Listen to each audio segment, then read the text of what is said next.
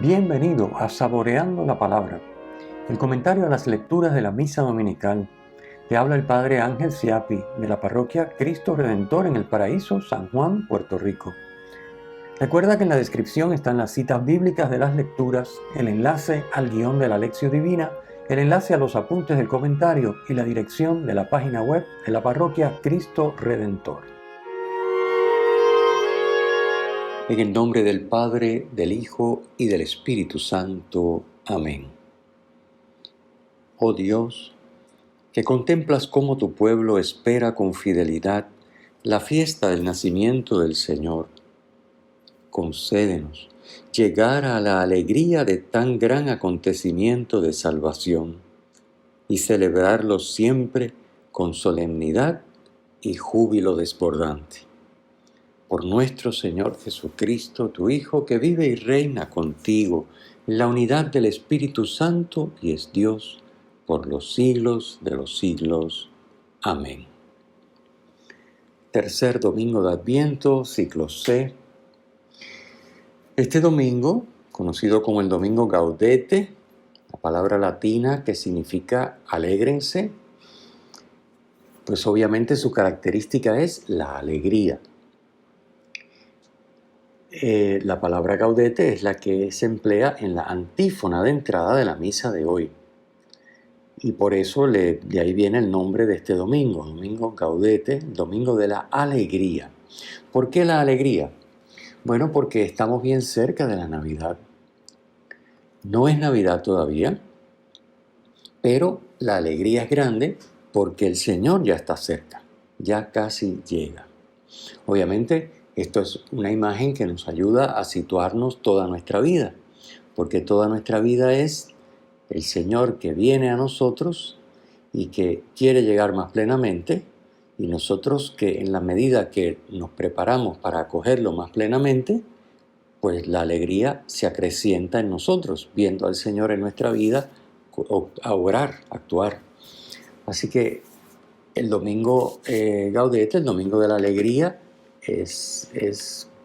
pues diríamos, todos los días de nuestra vida deben ser así, deben ser esta alegría y el júbilo, viendo al Señor que llega más plenamente a nuestra vida y que por lo tanto actúa más plenamente en cada uno de nosotros, ayudándonos a vencer el pecado y a vivir en el amor, en la santidad.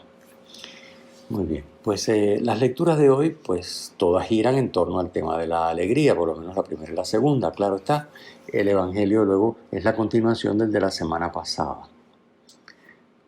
Comencemos con la primera lectura. La primera lectura está tomada del profeta Sofonías.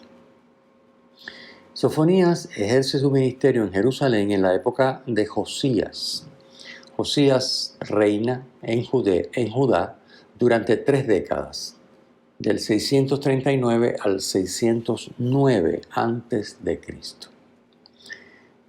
El libro de Sofonías tiene como núcleo el juicio divino en el día del Señor. Esta expresión es clave, día del Señor, el día del Señor.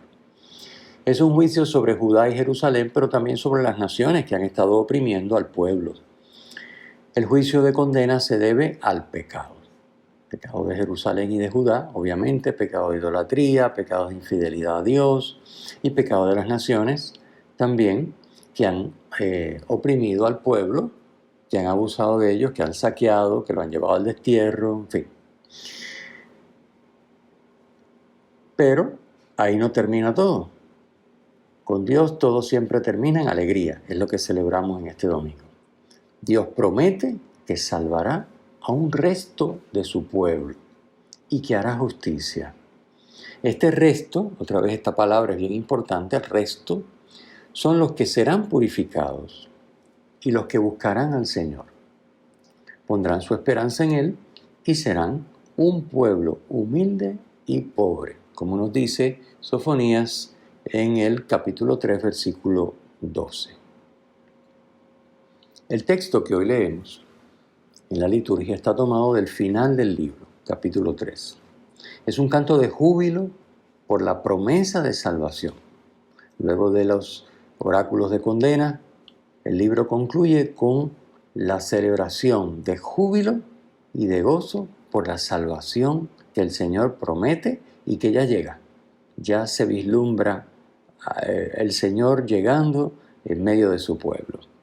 Esto es muy importante. Fíjense que lo repite dos veces en el texto de hoy, en los versículos 15 y 17, la presencia de Dios en medio de su pueblo. Y luego insiste en que esta presencia de Dios tiene como consecuencia cambiar la tristeza en alegría. Lo repite dos veces también, versículos 14 y 17, y expulsar el temor. Ya no hay miedo. Lo repite dos veces, en el versículo 15 y el 16. Así que el canto de júbilo por la presencia del Señor en medio de su pueblo, que cambia la tristeza en alegría y que expulsa todo temor. Sabemos que con la encarnación del Hijo de Dios, que estamos próximos a celebrar ahora en Navidad, se cumple perfectamente esta profecía de Sofonías. Dios habita de modo insospechado como nadie nunca pudo imaginarse. Dios se hace hombre y habita en medio de su pueblo. Y habitando en medio de su pueblo, Él realiza la salvación. Nos renueva con su amor, como dice Sofonías en la lectura de hoy, versículo 17. Cambia la tristeza por el pecado y sus consecuencias en profunda alegría, que Dios mismo comparte con nosotros. Esto es importante. Esta alegría no es solo que nosotros nos alegramos porque Dios nos salva, sino que Dios mismo se alegra porque nos trae la salvación y porque nos dejamos salvar. Dios se alegra. Él comparte esta alegría con nosotros. Dice el texto de Sofonías en el versículo 17, Dios exulta, el Señor exulta y se alegra contigo como en día de fiesta. Pasemos a la segunda lectura. En la segunda lectura, San Pablo nos invita a alegrarnos en el Señor. Y esta alegría en el Señor obviamente no es una alegría mundana. No es la alegría de tantas personas que no conocen a Cristo o que no lo conocen bien y viven como, aunque estén bautizados e incluso hasta aunque celebren la misa y vayan a misa, no viven como cristianos. Entonces, pues la Navidad es una alegría mundana que consiste en que la estamos pasando bien, en que hacemos lo que queremos, hacemos unos planes y los llevamos a cabo de paseo, de viaje, de descanso, de celebraciones, de fiestas, de comida. Y bueno, y que las cosas nos resultan como queremos, tenemos salud, la cosa está tranquila, hay dinero, bueno, en fin.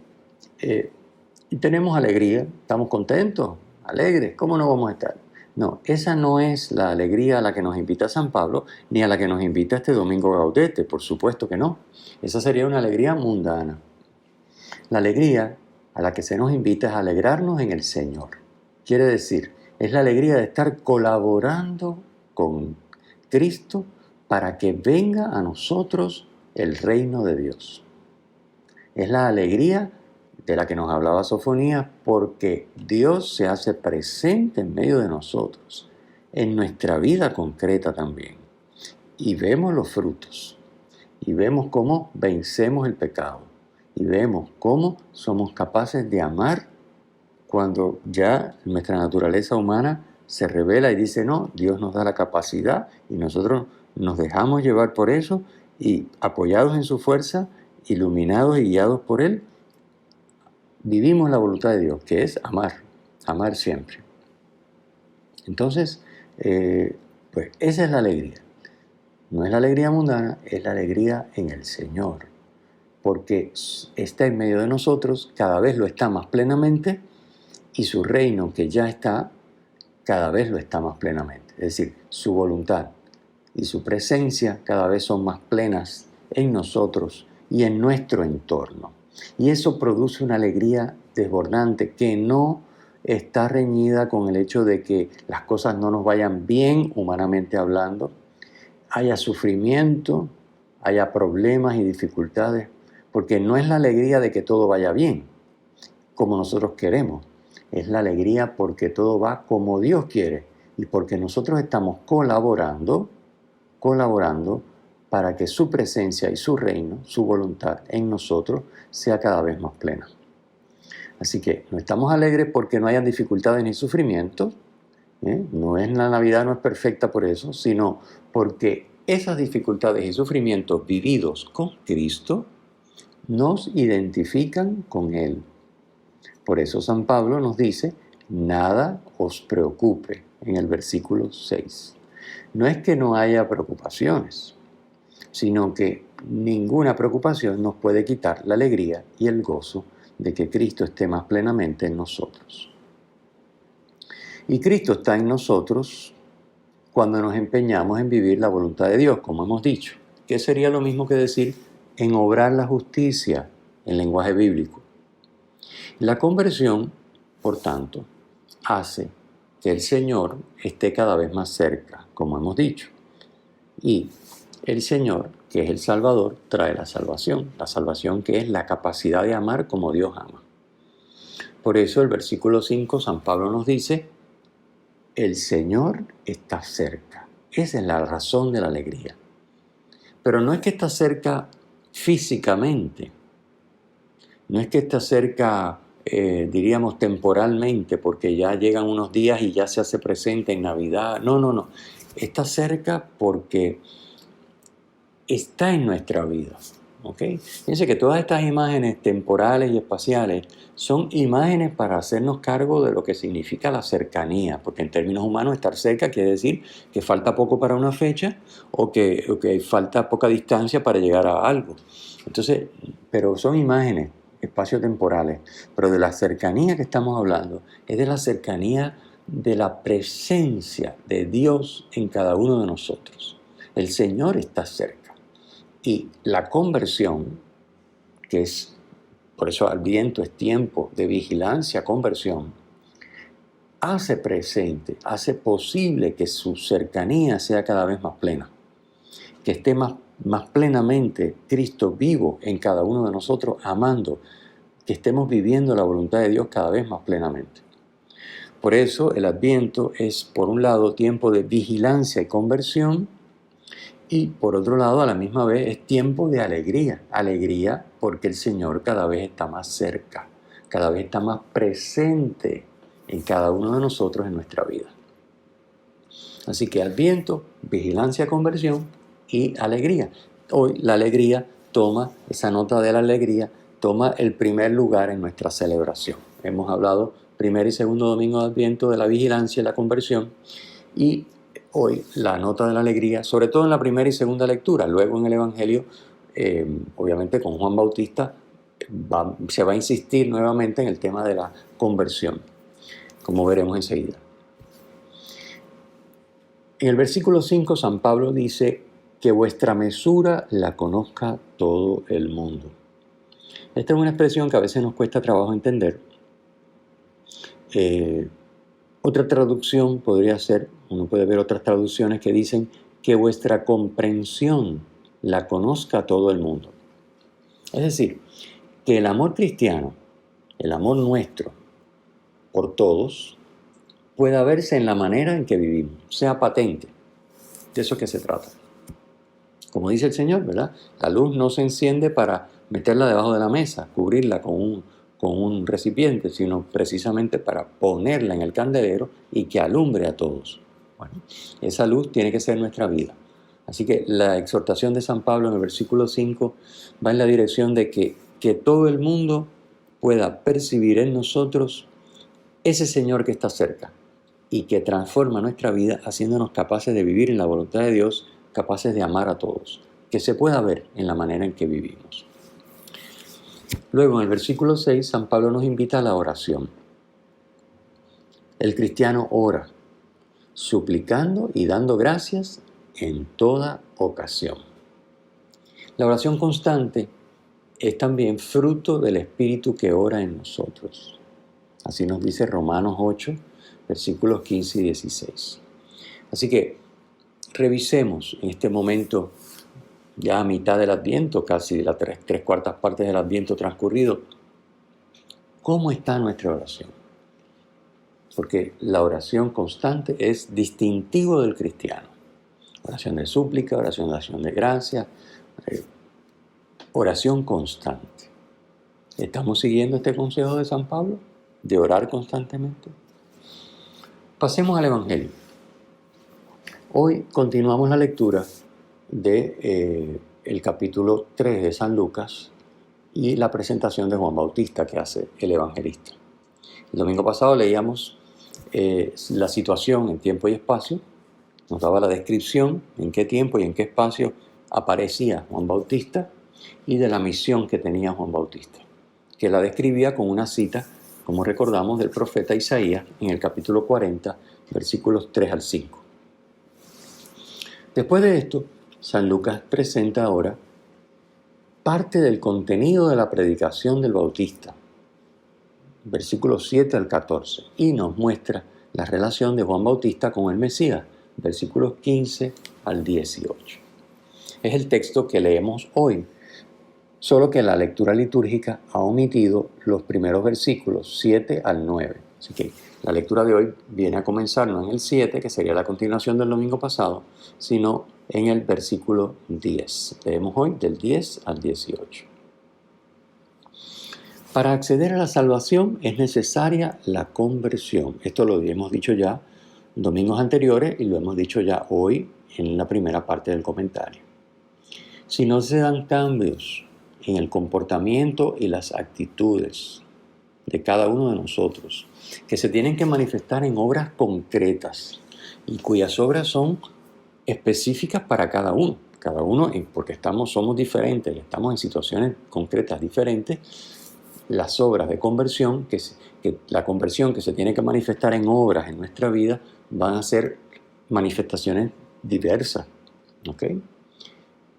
Está claro que no hay conversión, aunque ésta se proclame con la boca. Si yo digo, no, yo me quiero convertir, no, yo me estoy convirtiendo, no, pero no hago nada. Si no hay frutos, ¿verdad? Como dice el Señor en el Evangelio, por los frutos se conoce el árbol.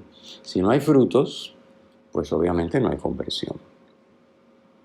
Así que, aunque yo lo diga con la boca, incluso aunque yo realice gestos religiosos, aunque yo vaya a un retiro, o que está muy bien, y que ojalá todos vayamos a algún retiro este Adviento, y aunque yo, suela ir a misa, si no hay signos concretos, si no hay evidencias, manifestaciones externas, pues obviamente no hay conversión. Yo estoy en lo mismo de siempre.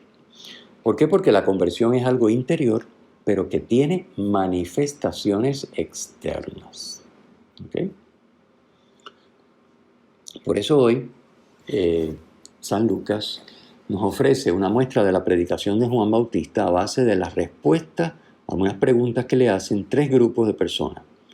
Primero la gente en general, luego los publicanos y finalmente los soldados. Y la pregunta que le hacen es ¿qué tengo que hacer? ¿Qué debo hacer? Obviamente es una manera de decir cómo se tiene que manifestar en mí la conversión. ¿Cómo se tiene que manifestar en mí la conversión? Tengo deseo de convertirme. Sí, bien, qué bueno. Pero ¿cómo se tiene que manifestar en mí ese deseo? ¿A dónde me tiene que conducir? ¿Verdad? Entonces, no es que el cambio en las acciones sea la conversión, sino que la conversión interior lleva a un cambio en la manera en que actuamos. Y se manifiesta en ese cambio de la manera en que actuamos. Por lo tanto, podemos describir exteriormente la conversión a base de esas acciones que se tienen que dar. Esa es la idea en las preguntas que le hacen sobre qué hay que hacer. ¿Ok? Bien. Para cada grupo, las obras son distintas. Pero para todos, también para ti y para mí, aunque las obras sean distintas, siempre consistirán en amar. Amar al prójimo y amar a Dios. Amar al prójimo buscando su bien y amar a Dios sobre todas las cosas. Por eso, En el Evangelio de hoy vemos que Juan Bautista dice, el que tenga vestido o comida de más y quiere convertirse y se convierte, ¿qué es lo que tiene que hacer? Compartirlo con el que no tiene. El que está en situación de aprovecharse del prójimo en beneficio propio, como por ejemplo los publicanos, ¿verdad? Que eran los recaudadores de impuestos, o los soldados, imagínense ustedes, y se quiere convertir y se convierte, eso se va a notar en que va a dejar de aprovecharse del prójimo. Esas son las preguntas y las respuestas que vemos como modelo de la predicación del Bautista en el Evangelio de hoy. Juan Bautista, por tanto, nos está invitando a ti y a mí hoy a revisar nuestra conversión. ¿Cómo? Con las obras concretas que tienen que manifestarla en nuestra vida. Podemos preguntarnos, ¿qué nos diría si le hiciéramos la misma pregunta que le hacen la gente, los publicanos y los soldados? Si tú y yo le dijéramos a Juan Bautista, ¿y yo qué debo hacer? ¿Qué nos diría? Por otra parte, vemos claro que el Bautista establece que él no es el Mesías. El Mesías está por llegar, pero él no es el Mesías. Nos dice que el Mesías es más fuerte que él y que él no merece desatarle la correa de sus sandalias. Nos dice también que él bautiza con agua, pero que el Mesías bautizará con Espíritu Santo y con fuego. Y finalmente nos dice que el Mesías separará su trigo de la paja. El trigo, es decir, los que son de él, lo explicaremos en un momento, lo va a separar de la paja. Hablemos un momentito del gesto de desatar la sandalia. Desatar la sandalia es un gesto con alcance jurídico. Se desata o se le desata la sandalia a alguien que renuncia a un derecho. Así que alguien que renuncia a un derecho se desata la sandalia para manifestar que renuncia a ese derecho. O alguien se la desata, es lo mismo. Juan Bautista está diciendo que él no es quien para usurpar el derecho del Mesías. Él no es quien para usurpar el puesto del Mesías. ¿Ok? Eso es lo que está diciendo. Yo no soy digno de desatar la correa de su sandalia. Nadie le puede desatar la correa de su sandalia porque el Mesías está enviado por Dios. Bueno, bautizar. Bautizar significa sumergir. Recuerden que Juan Bautista, predica, anuncia la conversión, exige obras concretas como fruto de esa conversión y administra un bautismo de agua como signo externo de ese deseo y propósito interior de conversión. Bautizar significa sumergir, es una palabra griega que significa sumergir. Este sumergirse simboliza la muerte de la vida anterior de pecado, esa es la conversión que se busca, y el renacer a una vida nueva según la voluntad de Dios, una vida justa, vivir la justicia en lenguaje bíblico. Por eso los que acudían a Juan, primero confesaban sus pecados, manifestaban que querían dejar esa vida de pecado, es decir, convertirse, y luego se bautizaban. El bautismo de Juan no perdonaba los pecados. No se repetía tampoco. ¿Por qué? Porque era un signo exterior que marcaba un antes y un después definitivo. Si la persona que hacía el propósito de convertirse se mantenía firme, por lo tanto se bautizaba una sola vez. No era que lo decido hoy, cambio de opinión y el mes que viene regreso. No. Decido convertirme, manifiesto, confieso mis pecados públicamente, me bautizo y arranco. Esa es la idea. Pero el bautismo de Juan no perdona pecados, es solo un signo exterior de esa conversión, de ese proceso de conversión interior que la persona emprende. Juan sumerge en agua. Juan bautiza con agua, sumerge en agua. El Mesías sumerge en Espíritu Santo. El Espíritu Santo, que es el amor persona que viven el Padre y el Hijo en el seno de la Trinidad. Es una diferencia abismal. Juan sumerge en agua, el Mesías sumerge en Espíritu Santo. Nuestro bautismo cristiano es un bautismo en el Espíritu Santo, es un bautismo en la Trinidad. El sacerdote o el diácono dice: yo te bautizo en el nombre del Padre, del Hijo y del Espíritu Santo. Si bien se derrama el agua, es el signo exterior del sacramento, el sacramento realiza una inmersión en la Trinidad, en el Padre, en el Hijo y en el Espíritu Santo, como lo indican las palabras al bautizar. Así que el bautismo del Mesías es el bautismo nuestro, el bautismo cristiano. Digo, para que no nos confundamos y decir, bueno, pero ahora estamos bautizando con agua, entonces como Juan. No, el bautismo de Juan era con agua, el nuestro es con el agua como signo exterior del sacramento, pero es un sacramento, por lo tanto realiza la inmersión en el Espíritu Santo, más que en el Espíritu Santo, en la Trinidad. Yo te bautizo en el nombre del Padre, del Hijo y del Espíritu Santo. Finalmente, Juan decía que el Mesías iba a separar su trigo de la paja. El trigo son los justos, los que obran la justicia, que en lenguaje bíblico significa los que viven la voluntad de Dios. La paja, por tanto, son los que viven fuera, los que obran fuera de la voluntad de Dios. Si bien el trigo y la paja coexistirán en esta vida, al final serán separados y su destino va a ser diferente.